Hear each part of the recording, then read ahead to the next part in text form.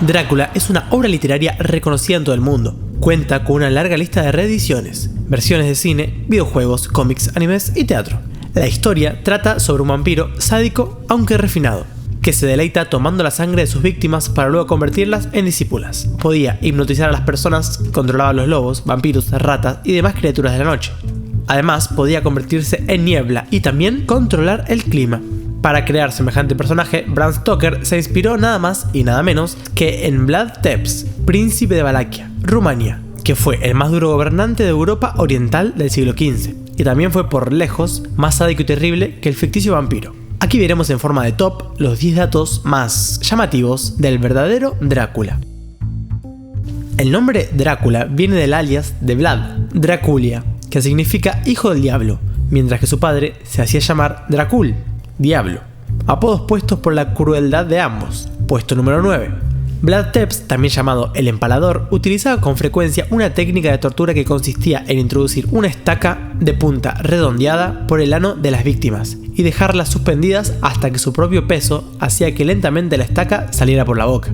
Este era un método muy lento y en extremo doloroso. Muchos tardaban 3 días en morir. Disfrutaba tanto hacer esta práctica, además de otras torturas y descuartizamientos, que se cree que mató a más de 100.000 personas. Le gustaba organizar estas torturas masivas y geométricamente, como por ejemplo formar con las estacas una serie de anillos concéntricos alrededor de ciudades. Ponía a los de mayor rango en las estacas más grandes y los dejaba pudriéndose durante meses. Esto servía para aterrar a los invasores, lo que resultó ser exitoso. Puesto número 8.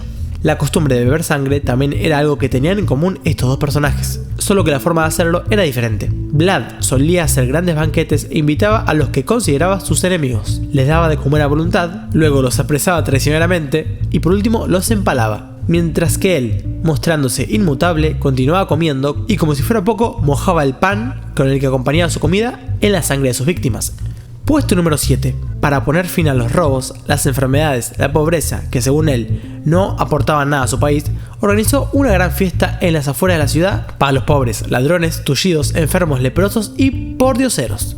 Les dio vino y comida en abundancia. Luego, cuando todos estaban satisfechos o ebrios, se presentó él mismo con su guardia y preguntó a todos si querían una vida sin privaciones ni preocupaciones, donde todos los días se hicieran festines como ese. Los presentes gritaron que sí, confesando además que ese día había sido el mejor de sus vidas.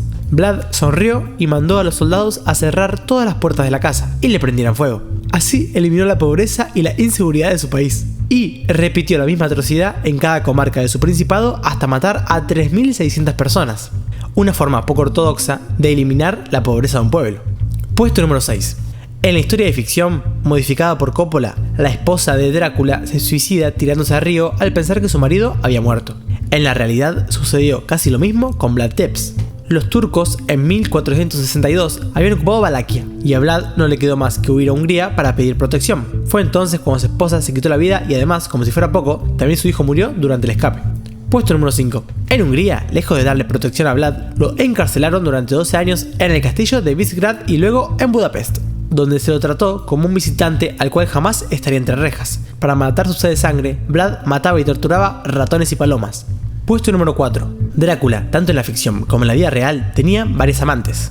Estas le duraban poco. Un ejemplo del porqué es su temperamento volcánico. Un día, una de sus amantes lo vio muy de mal humor y no tuvo otra idea que fingir estar embarazada para alegrarlo. Pero cuando una matrona confirmó que esto era mentira, Vlad rajó el vientre de su amante gritando que quería ver el fruto de sus entrañas.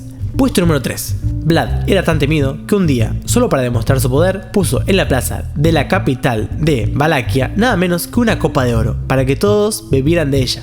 Pero aquel que la robara se sometería a la justicia del príncipe. Durante todo su reinado, nadie osó robar dicha copa. Puesto número 2. Vlad tenía un temperamento tan volcánico que no soportaba siquiera una simple broma. Un día Vlad paseaba con un monje junto a un bosque de empleados. El monje comenta con humor que el olor era insoportable. Después de este simple comentario, Vlad lo mandó a empalar en la estaca más alta. Y una vez empalado, le preguntó si ahí arriba olía mejor.